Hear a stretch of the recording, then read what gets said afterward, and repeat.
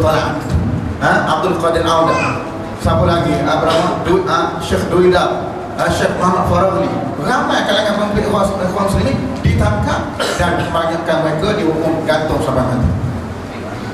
Selepas pada itu nak tunjuk kata ikhwan muslimin ni jahat lagi tuan-tuan sekalian, kita ada cerita adalah seorang pemuda ikhwan muslimin yang mengaku dia ni yang melepaskan tembakan, bawa pistol dan katanya sanggup berjalan daripada Iskandaria ke Kairo, berjalan kaki bagi menyerahkan sendiri pistol yang ditembak itu kepada Jamal Abdul Nasir.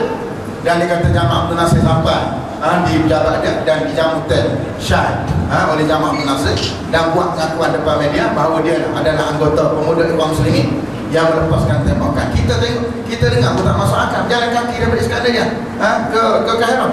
Pastilah seolah jalan kaki daripada Kota Baru naik Kuala Lumpur. Ini satu benda tak masuk akal. Kenapa dia buat benda-benda tersebut walaupun tak masuk akal? Ini yang sebut peran psikologi. Walaupun sekali dia buat, orang tak boleh percaya. 2 kali dia buat, tak boleh percaya. 10 kali dia ulang benda sama, orang percaya. Dan sebab itu sampai hari ini sebahagian besar di kalangan pemimpin rakyat umat Islam di Mesir masih tak boleh terima ikhwan muslim. Kalau kita tanya kenapa tak boleh terima ikhwan muslim, ikhwan kharabil balad, ikhwan adalah penghancur negara. Apa yang dia buat? Mari bukti apa yang menyebab yang awak kata ikhwan ni merosakkan negara. Dia tak boleh nak jawab. Kok lah ikhwan ni rompok duit dia ke, samun anak beranak dia ke, rokok anak dara dia ke. Tidak ada perkara kecuali yang kita sebut mereka ni termakan dengan propaganda yang saya sebut tadi. Satu daripada ribuan kes yang dicipta untuk memastikan ikhwan muslimin dan akhirnya mereka menghalalkan untuk mengharamkan ikhwan muslimin dan akhirnya ramai pemimpin negara muslimin muslimat sekalian. Akhirnya kita tengok walaupun selepas daripada kerajaan meninggal dunia Jamal Abdul Nasir, diganti lepas pada itu Anwar Sadat, lebih jahat daripada Jamal Abdul Nasir. Kita tengok bagaimana lepas 3 bulan naik jadi presiden, dia tunjuk baik.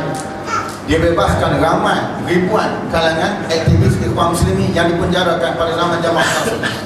Bahkan di Mesir pada masa itu tuan-tuan sekalian tunjuk Anwar Sadat pegang tukul memecahkan jeriji besi yang pernah dipenjarakan pada zaman Jamal Nasir, yang jeriji besi tersebut menempatkan yang dipenjarakan pemimpin ikhwan muslimin. Sebelum pada itu nak tunjuk kata benci sangat, marah sangat kepada kezaliman Jamal Nasir, dia sendiri yang pegang simbolik pecahkan penjara. Tinggal berhenti katanya, makna lepas pada ini tidak akan berlaku lagi penangkapan.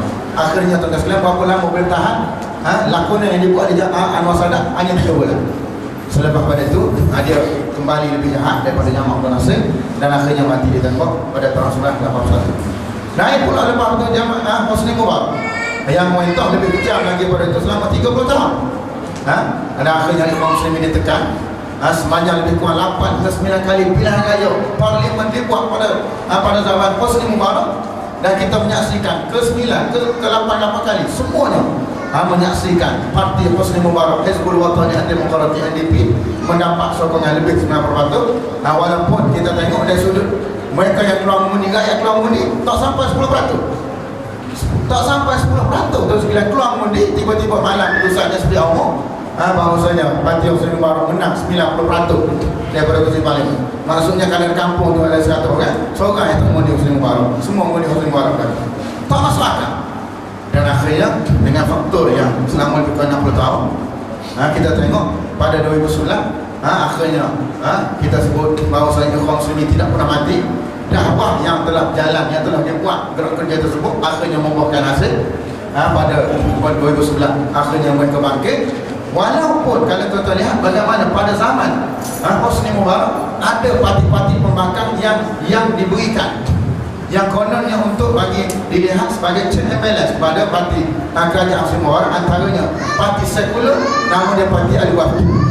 Parti Al-Wafi ini pada zaman Sa'ad Zaflul lagi tahun 30-an 20-an akhirnya dibela oleh rejim pada masa itu untuk memastikan semua nampak, dunia nampak bahawasanya kerajaan Hosni Mubarak ni maknanya bersikap adil. Ada juga parti pembangkang zaman dia, dan akhirnya kita tengok rupanya parti Al-Wahab ini sengaja dijaga oleh Hosni Mubarak, dan akhirnya mereka tidak kena sebagaimana ikhwan muslimin.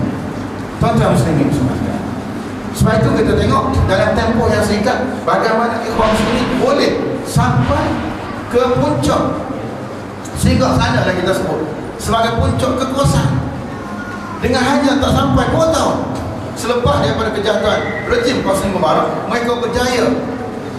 Apa resmi kejayaan, rahsia kejayaan yang tuan-tuan dapat lihat? Sebab itu disebut bahawa keistimewaan negara Muslim ini ada 2. Sebab ada 2. Pertama, ada gerakan Ikhwan Muslimin. Sebab itu tuan-tuan sekalian yakin insya-Allah kebangkitan yang berlaku pada waktu ini menentang harapan Syekh Abdul Fattah Sisi, mereka mampu untuk menjadi memimpin kebangkitan ini yang kita boleh sebut berbeza dengan Syariah. Syariah Ikhwan Muslimin lemah, tidak ada kekuatan. Kenapa tidak ada kekuatan? Yang pertama dengan sebab perpecahan dalam parti pembangkang Iktilaf Qawiyul Watani, kalangan gabungan pembangkang dia pun tak bersatu. Bagaimana kita tengok yang memberi kekuatan kepada kerajaan Bashar. Dan dalam masa yang sama, Ikhwan Muslimin diharamkan, bahkan ramai pemimpin Mursyidul Am, pemimpin mereka ni dibunuh, bukan saja di penjara di Syria, dibunuh dan terpaksa mereka ni yang ada pun terpaksa lari, maknanya cari perlindungan di negara luar. Adapun di Mesir, dia agak situasi yang berbeza. Walaupun sama-sama ditekan, walaupun sama-sama dimusuhi, tetapi kekuatan di Mesir masih ada Ikhwan Muslimin yang akan memimpin kebangkitan. Dan kita boleh tengok pada tahun 2011. Tuan-tuan tengok pada 2011, saya nak cerita keadaan yang berlaku. Bagaimana kita sebut untuk menjatuhkan Hosni Mubarak selama 18 hari ditahdid, sebenarnya tidak ada pemimpin, tidak ada satu parti pertubuhan politik yang lead kebangkitan, tidak ada. Cuma kita boleh tahu bagaimana Ikhwan Muslimin menyertai satu juzuk daripada kebangkitan tersebut. Pada 28 hari bulan Januari 2011, kalau tuan-tuan ingat bagaimana 3 hari selepas bermula kebangkitan 25 Januari, Dr. Eswan Arian, naib Presiden Huriah adalah FJP sekarang ini, masa itu Abdul Maktab Rishad, ahli jawatankuasa tertinggi Ikhwan Muslimin Pusat, buat satu kenyataan binisbat 25 janayat qararna an nusyarik fil waqfah. Apa yang disebut satu statement bahawasanya bersempena dengan 25 Januari kami telah memutuskan, iaitu kami Ikhwan Muslimin memutuskan untuk menyertai himpunan bantahan siapa yang buat, iaitulah Jamiah Wataniyah Lit-Taghyir, iaitulah pertubuhan Liga Perubahan untuk kebangsaan. Siapa ketua ni? Ialah Dr. Muhammad Al-Barabi. Akhirnya kita tengok keputusan yang dia buat, walaupun bukan Ikhwan yang mengetuai, tetapi memberikan sumbangan ataupun kredit yang besar kepada Ikhwan, dan mereka makin dikenali. Dan waktu kita sebut mereka ni walaupun semakin ditekan, hakikatnya mereka semakin dikenali dan rakyat nak tahu. Sebab itu dalam tempoh jatuhnya Hosni Mubarak Februari 2011, tuan-tuan lihat November 2011, tak sampai setahun, tidak sampai setahun dibuat pilihan raya Parlimen, Dewan Rakyat, Majlis Asyam. Dewan Rakyat pertama kali dibuat untuk memilih 499 ahli Parlimen. Ikhwan Muslimin berjaya menguasai 235 kursi. Maknanya hampir 2/3 majoriti Parlimen dimenangi oleh Ikhwan Muslimin melalui parti dia, Hizbul Hurriyah Al-Alam. Dan itu kita tak kira lagi daripada parti aliran lain, ada yang dipanggil golongan Islamiyin, iaitulah parti Hizbul Nur, Wasat dan macam-macam lagi. Mungkin kita sebut 300 lebih kursi milik kumpulan Islam, dan hanya 100 lebih saja milik daripada kumpulan sekular Al-Waf, Masriyin, Al-Ahrar dan macam-macam parti sekular lagi. Tuan-tuan sekalian, sebab itu kita tengok dalam tempoh yang singkat dia menang kursi paling. Lepas pada itu dalam tempoh lebih kurang lebih setahun, iaitulah pada bulan Jun 2012, dia buat pilihan raya presiden. Orang tanya, Ustaz, kenapa Ikhwan juga bertanding? Asalnya tak bertanding. Dan kalau kawan-kawan belajar di Mesir, kita dengar masa itu Ikhwan pembohong. Apa bukti Ikhwan pembohong? Dia kata, kerana mula-mula kata tak nak hantar calon, tiba-tiba hantar calon. Ini bohong. Macam Pak lah dulu kata Muslimat tak boleh bertanding, lepas tu boleh tanya pula, dia hukum oleh Allah. Contoh sekali, kenapa saya nak sebut ni, kenapa Ikhwan terpaksa hantar calon walaupun pada awalnya tak dihantar calon? Kita nak sebut, selepas dia berjatuh Hosni Mubarak, dia buat satu muktamar gerakan Islam. Bagaimana Ikhwan Muslimin untuk berhadapan dengan selepas daripada kejatuhan rejim Hosni Mubarak. Antaranya dicadangkan supaya ikhwan muslimin jangan hantar calon presiden. Jangan hantar calon. Kerana presiden ni selalunya berurusan dengan dunia luar. Nak berurusan dengan Amerika, nak berhadapan dengan Israel, nak berhadapan dengan PBB dan macam-macam perkara yang kita sebut sebagai hubungan diplomatik. Maka lebih baik bagi kaum muslimin mempertahankan ataupun memperoleh sebanyak mungkin kursi parlimen. Kerana sebanyak mungkin kita boleh kursi parlimen dan kita akan bentuk dasar, yang dasar tadi akan menguasai presiden secara otomatik. Dan kaum muslimin terima cara ini, tak tanding presiden, dan kita akan bertanding sebanyak mungkin kursi Dewan Rakyat bagi memastikan dasar hubungan luar presiden akan dikuasai, akan dijengkam oleh mereka. Tuan-tuan sekalian, kita tengok selepas daripada menang kaum muslimin November 2019, hanya berapa lama sempat bertahan parlimen yang dikuasai majoriti oleh kaum muslimin, hanya sempat 5 bulan.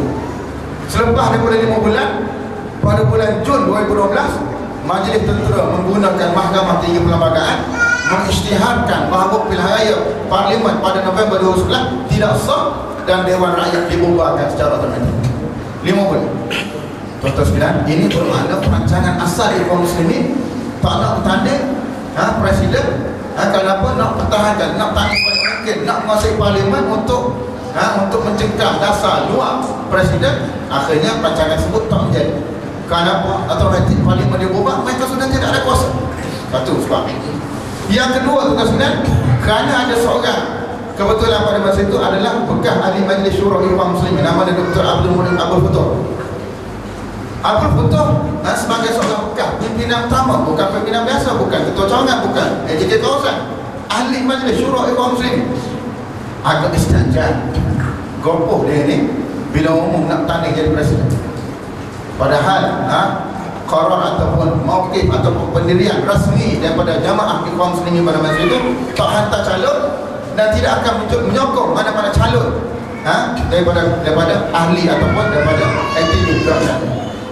Maka Abu Futuh isytihar nak tanding. Maka kita tengok pada masa itu meletakkan Ikhwan Muslimin dalam dilema. Pada masa yang sama, Muhammad Al-Baradi sebagai bekas pengkuat PBB umum akan bertanding.